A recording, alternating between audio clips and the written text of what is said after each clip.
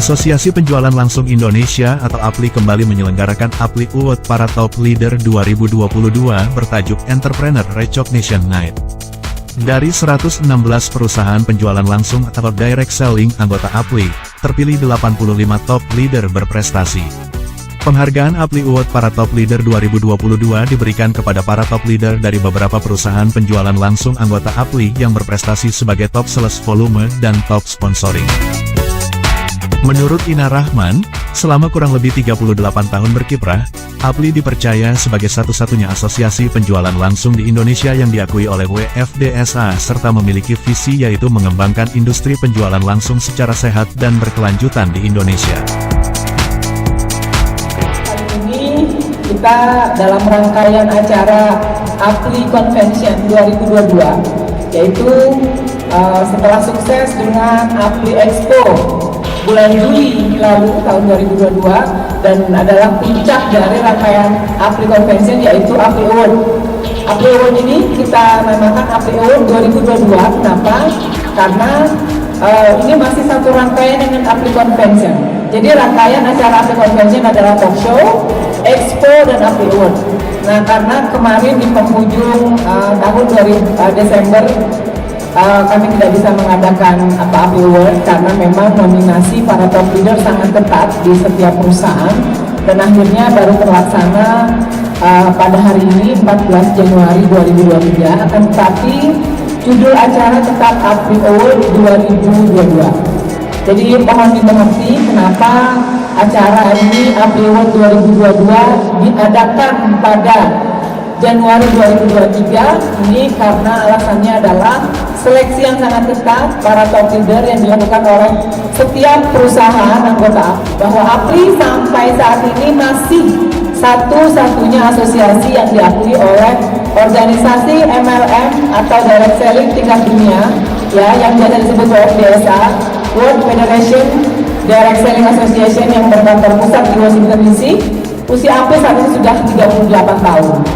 Ya, pada malam ini APLI akan menganugerahi, akan merekognisi sebanyak 85 leader ya, dari total yang terseleksi yang mengirimkan leadernya adalah 35 perusahaan anggota APLI dari 116 anggota APLI. Kenapa begitu? Karena memang seperti yang saya sebutkan tadi, seleksinya sangat ketat sekali ya. Kategorinya adalah malam ini yaitu top sponsoring dan top sales volume. Ketua Umum Asosiasi Penjualan Langsung Indonesia, Kanifes Sumantoro mengatakan, pemberian penghargaan kepada para top leader mencerminkan bahwa di tahun 2022, industri direct selling masih bisa bertumbuh. Dan di tahun 2023, APLI sangat yakin dan optimis akan tumbuh jauh lebih baik. Ini sudah kali ketiga kita membuat Entrepreneur of the Years dari Asosiasi Penjualan Langsung Indonesia, dan kali ini kita laksanakan di bulan Januari, dan insya Allah tahun depan juga akan terjadi hal yang sama juga mungkin di Januari 2024. Jadi Asosiasi Penjualan Langsung Indonesia atau APLI adalah seperti tadi Ibu Ina bilang adalah asosiasi atau perkumpulan dari perusahaan-perusahaan direct selling di Indonesia. Total sekarang ada 116 anggota perusahaan yang bergabung dengan kami, dan malam ini memang spesial ya, spesial kami menyelenggarakan penghargaan untuk para mitra kami, mitra tersayang, karena mereka adalah ujung tombak daripada perusahaan. Dan tadi seperti Ibu Ina, sekjen kami juga sudah katakan bahwa memang seleksinya ketat ya, karena achiever yang ada di setiap perusahaan itu luar biasa sekali Bapak Ibu, dan kami sangat berterima kasih sekali dengan mereka karena mereka selain ujung tombak, mereka pun juga adalah ambasador daripada perusahaan-perusahaan dan ambasador dari industri kami.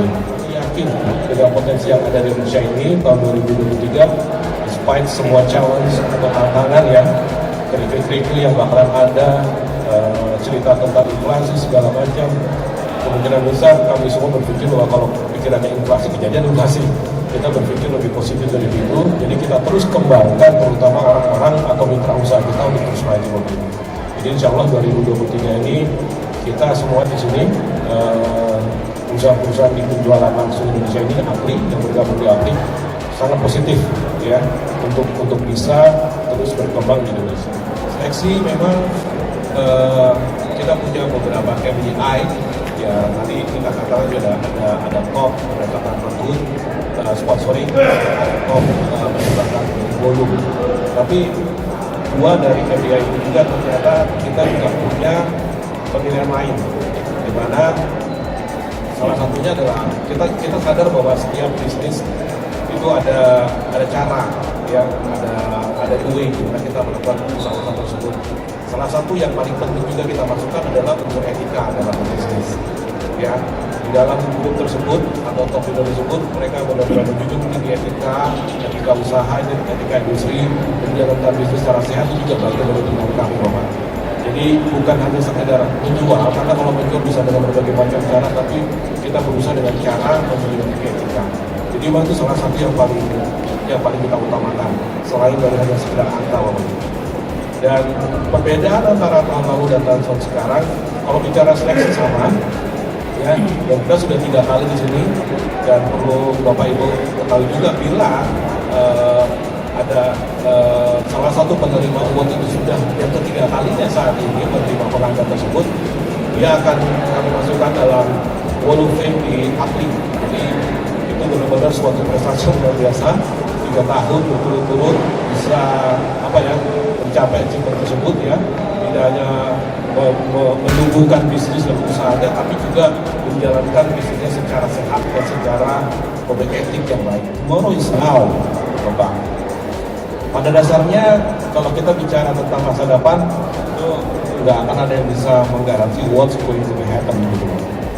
Tapi kita tahu apa yang kami lakukan sekarang ini, kita semua lakukan saat ini akan menentukan atau menciptakan apa yang akan terjadi di masa depan pada sebenarnya. Jadi tomorrow is now itu artinya apa? Kita kerjakan sekarang karena apa yang kita kerjakan sekarang ini akan menciptakan masa depan. Jadi itu yang kita tagline-kan. Jadi jangan pernah berhenti, jangan pernah stop, do it now. Karena apa? Masa depan itu tergantung apa yang kita jalankan sekarang.